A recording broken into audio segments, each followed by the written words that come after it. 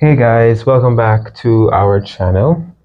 Today is going to be a little bit more interesting, maybe. So today is going to be about how Candice and I met.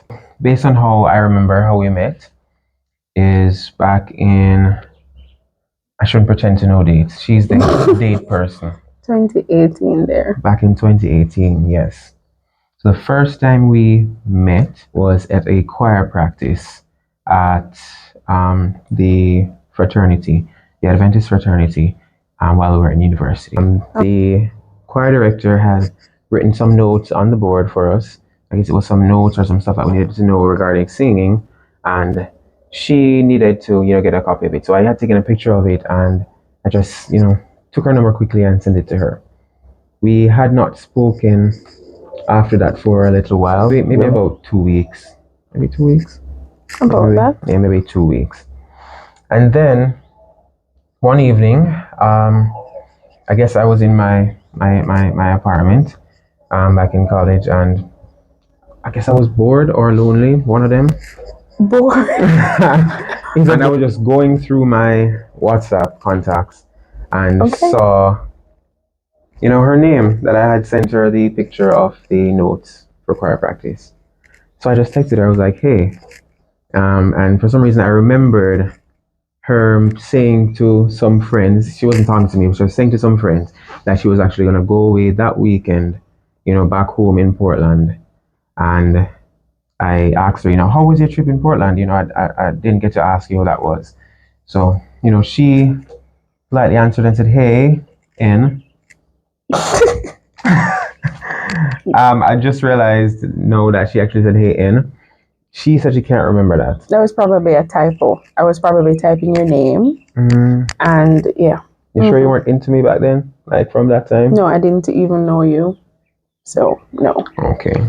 All right. Yeah, so I texted her and we began talking, and then she was just, she just started talking. She was telling me that, it was a great trip, and that she even went to the beach, and I was like, that's so awesome. I feel jealous and stuff like that, and said it's a long time I haven't gone to the beach. And then she even sent me a picture of the beach. It was a breathtaking picture. I'll put up a picture so you guys can see it. And we just started talking, and from then we continued talking. I think it was the Sabbath after we had spoken. We went on a church trip. It was in Waltham in Mandeville, and I was having a conversation with some other friends, and she, I'm not going to say interjected. But I did though. Yeah, she interjected in the conversation. I thought he was uncomfortable. Apparently he was not. So I tried to rescue him. Yeah, so I interrupted. And I think it was maybe the Sabbath after that again, that we went on another church trip. That one was where was that one? That was in St. Anne, in Mount Edgecombe. Yeah, I saw her outside of church during church service. So, I went out there, asked her if she was okay, and I was just out there sitting beside her. I was clueless. I didn't know what to say. Like, I was a bit nervous. I'm not gonna tell you a lie. I was nervous. Okay. Yeah, I was nervous. Guys. What did you like about me? Yeah.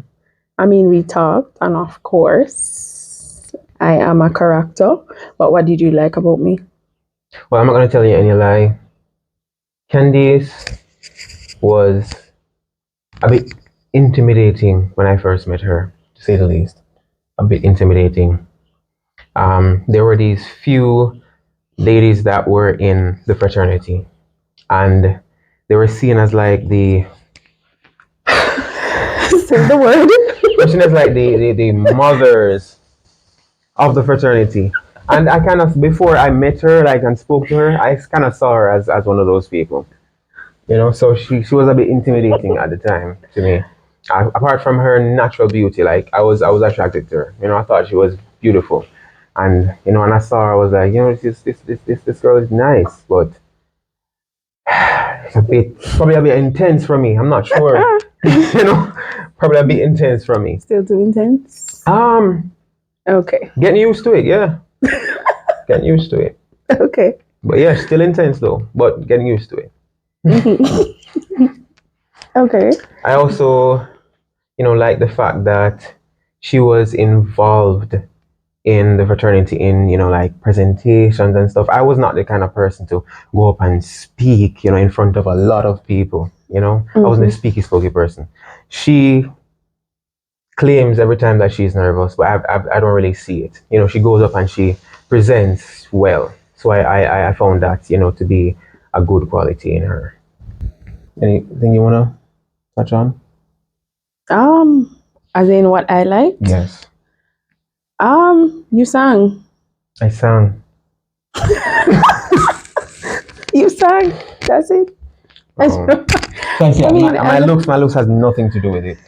Like well, at the time, not really. Yeah, I'll take that one. I'll take that one. Yeah, because when we met, I was a big boss. Believe it or not, I was a big boss. The people who know me from back then, they know I had on a lot of weight. Like, I don't even know if I want to show you this guys a picture, but you're gonna have to show it. Yeah, I'm gonna have to show you guys a picture. But I had on a lot of weight. Yeah. So I can see why my looks at the time would not have been what had attracted her. Yeah. I mean, you were not bad looking, of course. You were not bad looking. Was not bad looking? No. Okay. So we went to separate universities, right? But they were probably 15 minutes apart. Yeah, about that. So every minute, have I ever been to UTech? You've been there a few times. A few times. Yeah. But every minute he was on my campus. Yeah. I would always be there. And everybody is like, do you go to UE? Like, no. But he was always on my campus. I think that's probably one of the reasons why I lost some weight during that time as well. There was a whole lot of walking. I walked a lot to see this woman. I walked a lot. Okay. And if anybody knows UTech and UE, yes, it's a walkable distance. But if you're doing it every single day back and forth, it's a good distance. And then she now lived maybe about 10 to 15 minutes away in the opposite direction. I think about 30 minutes. Yeah, she lived about 30 minutes in the opposite direction. And sometimes I would walk on campus and I'd accompany her all the way back home again. And this is walking. So I think that's one of the reasons why maybe I lost it. Really? Yeah. Yes, apart from his voice, the fact that he was also involved. So in the choir, and I saw him cooking as well.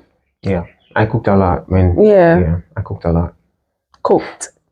So I saw him, cooking. And he was always, because we visited a lot of churches, and he was always on the trips. And he was in a group and they sang actually on October 27, 2018. Yeah. We officially started dating November 27, 2018. So literally a month. Yeah, we spoke for a month before we decided that, hey, we wanted to get together. I think it was actually late one night, about 12 or 1 a.m., that I actually, asked her, hey, you want to be my girlfriend? And she was like, yeah. So I was like, great. So that was the... Did I say that? You did say yes. Okay. Yeah, you did say yes. All right. I would have to look back for the message, but I believe you said yes. There was no duress. If I find the message, guys, I will show you. Now, before I met him, I literally was coming out of a situationship. And I said to God that I don't want any more relationships. I am just going to focus on you. Whatever you want me to do, I am going to do it. And we almost ended up in a love triangle. Almost. But... No, guys, it was not a love triangle. From her perspective, I guess it could have been seen as a love triangle, but it was not. I'll explain another day exactly what happened, but it was not. Yeah. As a Christian couple, of course, there are some boundaries that you definitely need to set. Yeah.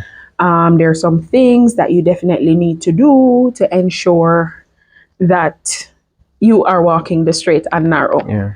Right? We used to do a lot of prayer and fasting, had a lot of picnics and stuff like that. getting to know Yeah. each other. So we can definitely go more into that. All right, guys. So thanks for watching, and we just ask that you please, hit that like button, subscribe, and share to as many friends as you can. And hit that bell icon so all the new videos that we post, you can stay up to date. Thanks again. Bye. Bye.